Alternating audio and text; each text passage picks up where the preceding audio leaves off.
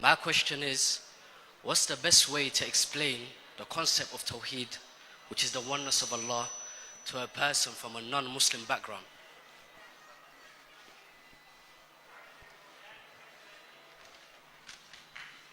The brother asked the question that what is the best way of explaining the concept of tawheed to a person who's a non-Muslim background. First, I'd like to know what is his background. Is he a Christian? Is he a Hindu? Is he Parsi? So based on the verse of the Quran of Surah Imran chapter 3 verse number 64, which I'll be dealing tomorrow. Tomorrow my topic is religion in the right perspective, talking about the concept of God in the major world religions. Allah says, Kul ya al-kitab, O people of the book, ta'alaw ila kalimatin sawa'in bayna baynakum. Come to common terms as between us and you.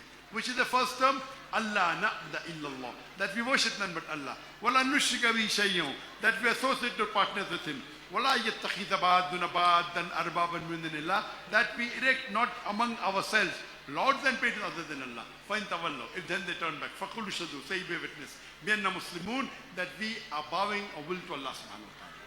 So the best is, if you want to talk about tawheed, the concept of God, the best surah is Surah Ikhlas, chapter number 112, verse number 1 to 4, which says, Kul huwallahu ahad, says Allah one and only. Allahu samad, Allah the absolute and eternal. Lam yalid wa lam yulad, He begets not nor is He begotten. Wa lam yakul lahu kufuwan ahad, there's nothing like Him. This is a 4-line definition. Any person says so and so candidate is God, you put your candidate to the test of Surah Ikhlas. If he passes, we have no objection accepting him as God. If he fails, we don't accept him. And if he's a Bible, then you quote from the Bible. If he's a Christian, you quote from the Christian the verses of Tawheed, which I'll do tomorrow. If he's a Hindu, you quote the verses of Tawheed from the Vedas, from the Upanishad, from the Bhagavad Gita. If he's a Jew, you can quote from the Talmud. If he is a Parsi, you can quote from the Zed Avesta. If he is a Sikh, then you quote from Guru Granth Sahib.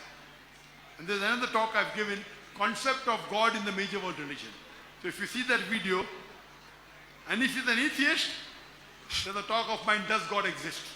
You see that? And inshallah, it will give you a great deal of knowledge how to deal with a non-Muslim. Jazakallah.